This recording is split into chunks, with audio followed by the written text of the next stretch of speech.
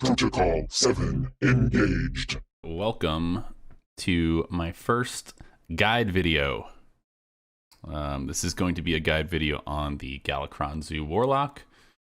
And we're going to be kind of looking through a couple different things. There's kind of two versions of this deck I want to go over and discuss. Primarily going to be focused on the non-budget version, but I do want everyone to be aware that there is a budget version of this deck out there, and it's already itself, the deck alone is kind of already a budget version. But if you wanted to give the deck a shot without maybe having to craft some of the higher cost dust cards, the epics that are in the deck and the one legendary that we need to craft for the deck, you might want to do that first. So let's take a look at both versions of the deck. All right, let's go on in and take a look at our collection, and we'll take a look at the two versions of the deck. Ignore this, pretend you didn't see this, guys. I don't know what you're talking about. There was nothing there.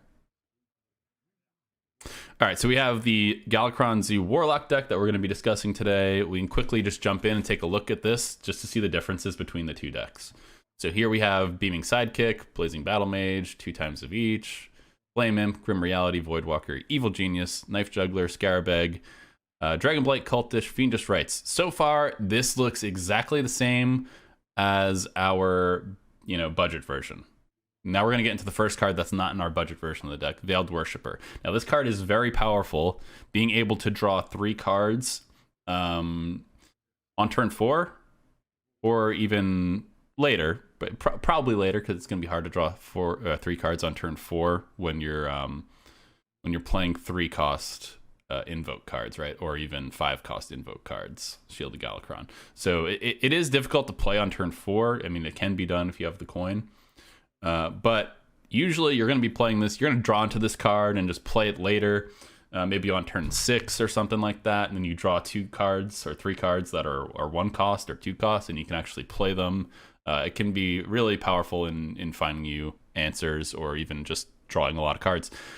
But the one thing about this card that I would say don't get caught up in is the fact that if you don't have another play, it might be, instead of like tapping on turn 4, if you don't have another play, but Veiled Worshipper, maybe you just play Veiled Worshipper. Tempoing out a 4 mana 5/4 is really strong. Don't like discount the fact that you miss out on the battle cry. It's okay. Sometimes just tempoing out that 5/4 is really hard to deal with for some decks. So, consider it. You don't necessarily have to do that. If you have other plays, maybe do that instead. But this is the first card that's not going to be in our budget version. So let's continue to move forward. We have Faceless Corruptor, Shield of Galakrond, and then Kronk's the second card that is not in our budget version. And this is the card I'd probably consider crafting first if you guys were thinking about making this deck and you're playing the budget version. Craft Kronk's first, because what's good about Kronk's, and if you're a budget player, is that it works with every Galakrond deck. And guess what? You were gifted Galakrond for every class, or every class that has one, right? What is it? 5 different Galakronds? 4? 5? 6? I don't even remember. But there's a lot of Galakronds. I think it's 5, right? You receive 5 Galakronds. So 5 different decks that you can use Kronks, and that's pretty strong. So just consider that when you're looking at crafting these cards. And then the next card I'd consider crafting first before Veiled Worshipper is the last card in our deck, which is Sea Giant. And why I'm mentioning this is because Sea Giant is in the classic set, meaning you will be able to use this card throughout any other sets of cards that come out. Usually crafting those classic cards is the best thing you could do as a budget player, because they'll be universally available forever until they ultimately get moved into the Hall of Fame, because Blizzard likes to cancel the fun that you can have from cards like Doomguard. Rip Doomguard, the homie. He's not even here anymore. We gotta go. Oh, I'm only looking at standard cards. Damn. Can't even see it. We can't even see it when we're looking at the Zoo Warlock deck. You know what? Hold on. We gotta go take a look at the Hall of Fame. My dude. If only. Okay.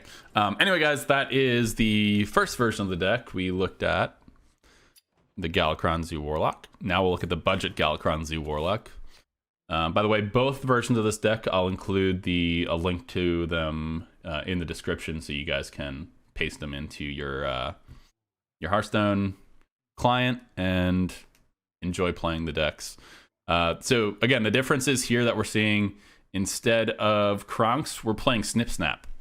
Now, I have Snip Snap in here in my version of this budget deck is because everyone was given a golden Snip Snap if you signed in during the Boomsday project. If you don't have Snip Snap, guys, you don't have to include it. Don't craft this card.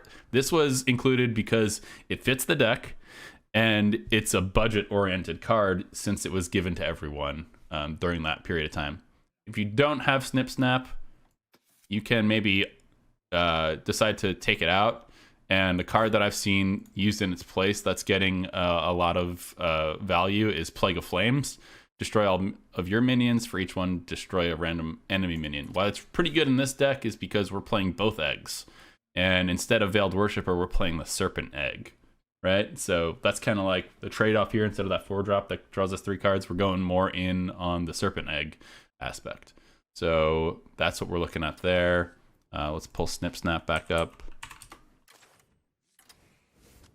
And the other card, since we're not using our the Sea Giants, instead we just included more invoke cards. So we have Devoted Maniac, which means you can invoke more, you can go wider, faster, and you can also get Galakrond to fully invoke a bit quicker. So that's the big differences between the two decks. They're actually pretty small differences. And I've had success using the budget version, and I've had success, albeit more success using the non-budget version, but they're both viable, and I would check them. I would check the budget version out first if you were trying to see if you should craft certain cards or not for that full version of the deck. Wabam. The first thing I want to reference is hsreplay.net. If you guys aren't utilizing this website, you really should. This website uses Hearthstone Deck Tracker and records all statistics from games played with, most of the popular decks out there. So we're going to be going into the Warlock category here. And if we look at the Warlock category, the top Warlock deck right now is the deck we're going to be talking about. Look at this deck's win rate right now is a 56.9% win rate. That's pretty good. My win rate for the deck is a bit higher right now. It's actually at 68%. And let me pull up Hearthstone Deck Tracker. Okay, that's not Hearthstone Deck. Hearthstone. There we go. Let's pull up Deck Tracker and show you guys, just so you know that I'm not lying about the statistics. We're at a 68% win rate. I think we've gone 28 and 13, 68% win rate. So close to the meme. We ended up losing a game and lost the meme number, but it's okay. We'll revisit it in a little bit. But let's go ahead and pull up the deck here on HS Replay. And what's nice about this HS Replay, that what they do for you, is they break everything down. And I realize now that my camera might be in the wrong place for this. HS Replay shows you the cards in the deck, and then it shows you a couple of different statistics that you can look at to see what you should do specifically around the Mulligan. It's one of the biggest data points that they can collect, and it's one of the most asked about things about any deck you'll ever play is, you want to know, what cards should I keep in my opening hand? What cards do I want to mulligan hard for? Well, the stats don't lie. The data doesn't lie here, guys. And what you can do is you can actually sort these lists. If you want to sort by mulligan win rate, this is telling you the average win rate of games. It's a little tooltip even, when the card ended up in the opening hand. So even though maybe a card like Fiendish Rites, which when it's in the opening hand has a 57% win rate, that's not something that you might normally keep in your opening hand. As you can see on the right-hand side, we have the kept percentage at 59% for Fiendish Rites. So it's not often kept, but it often has a large effect on winning the game if it's in your opening hand. So really, I'm not saying that to keep Fiendish Rites. Honestly, I wouldn't. But the data is really interesting because if you take a look at this, and sorry, I'm nerding out a bit here, but if you look at this, Knife Juggler down here is kept 78% of the time, yet the fact that when it's kept in the opening hand, it has a 55% win rate when it's Mulligan for, which, I mean, that's good. That's a positive number, but compared to some of these other colossal, or I mean, 3% isn't colossal, but when we're talking about, you know, Hearthstone and win rates, it's a pretty big percentage there. You know, some of these other cards have a much greater effect on it winning you the game. But let's get down to brass tacks here, and let's talk about let's sort this by kept percentage. And this is pretty accurate as to how I would go about mulliganing. I would kind of hybrid use both of these stats and kind of figure out what you want to go ahead and mulligan for. But almost no brainers with any zoo deck. You're going to be keeping those early 1-drops that are really, really powerful, like Flame Imp. That is going to be your number one card that you're looking for. Flame Imp and Battle Mage. You want one of these cards in your opening hand, if not both. The very powerful cards. Battle Mage being a 1-mana cost 2/2. It's really powerful. Very similar to Flame Imp in its power level. Now, for me, the card I like to couple with these two cards is Beaming Sidekick. You get a Flame Imp down on turn 1, and maybe you're on the coin, and you coin out Beaming Sidekick. It's pretty powerful. You have a 3/4 on turn 1. That's pretty nuts. So that can be really powerful. So I like looking for Flame Imp, Blazing Battle Mage. I like Beaming Sidekick if I have one of those already. And then I also like looking for Scarabeg.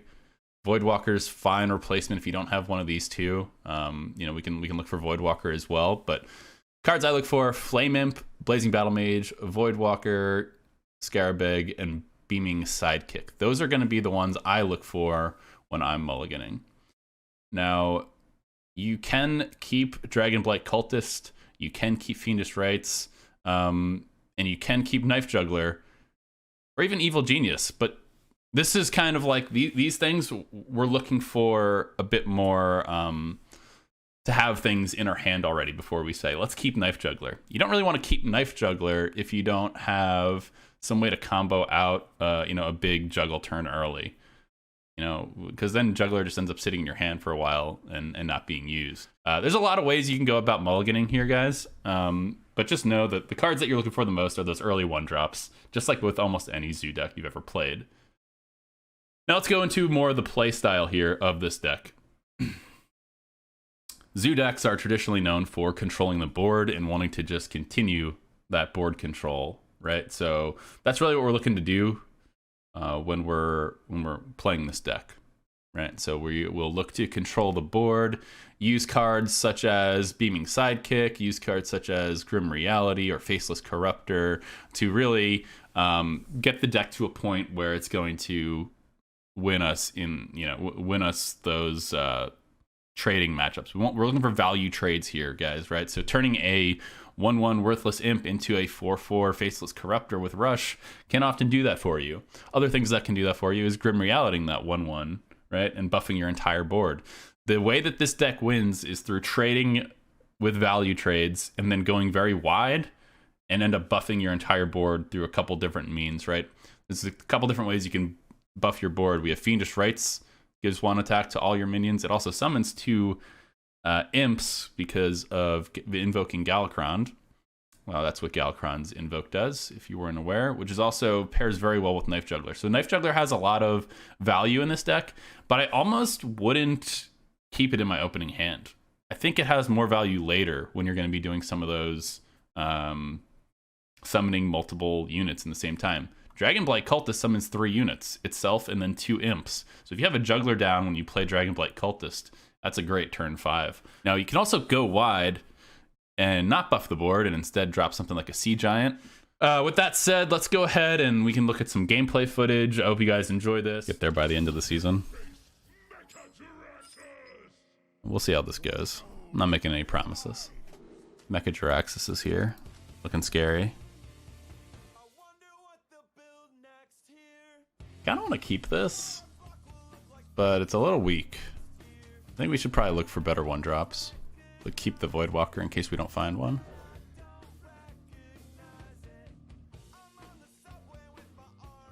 Well, that's another way of doing things. Not exactly what we were looking for. I'll play this and I'll trade into something, as long as it's not a Flame Imp. Yeah, I can trade this and play Evil Genius. Or we can just play Flame Imp. Yeah, that works. Let's do that instead. Alright, so this is a game all about controlling the board. We need to control the board. I think we play this.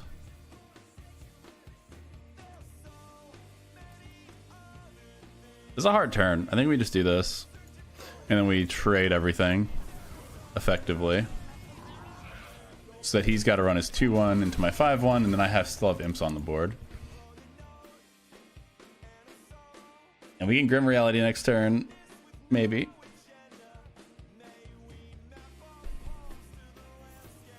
Okay, he tapped. That's really good news for us. Okay, we can actually slow down our play a little bit now if we want to. I was just gonna Fiendish Rites, Grim Reality, but now we can chill. Now we can chill. Now we can play like a little bit slower.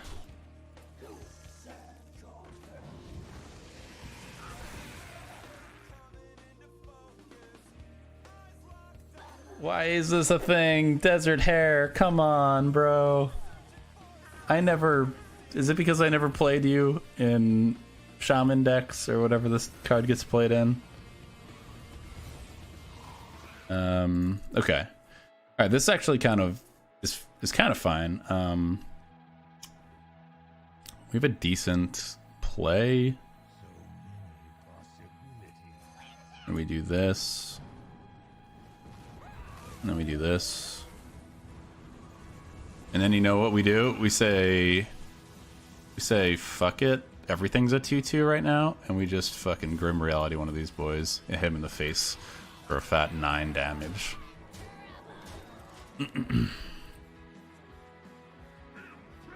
I know, super impressive. There's no reason for me to trade in that scenario.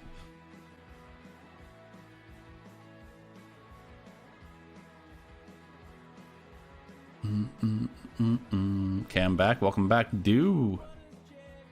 Always dust the golden cards unless you can't, because it's free dust. True, unless you care about the looks. Sometimes we care about the looks, just saying. Sometimes. You know, sometimes you need those golden cards. You gotta meme on them harder with golden academic espionage. Now you're talking. I should craft golden academic espionage and play my deck. Because, shit, that'd be 10 golden cards added to your deck. Who needs golden cards when you can just add golden cards to your deck? That's what I'm talking about, boys. That's what I'm talking about.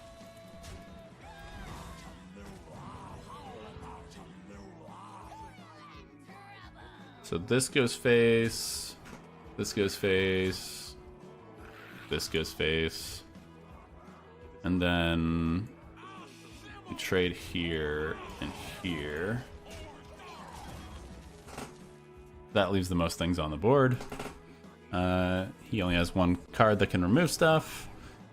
If we traded both 4/4s into the 8/8, I mean, he's got more options to kill us. So that's why we always take that play. And sitting at a fat 25 health or something like that, I wasn't really threatened by an 8/8 on the board.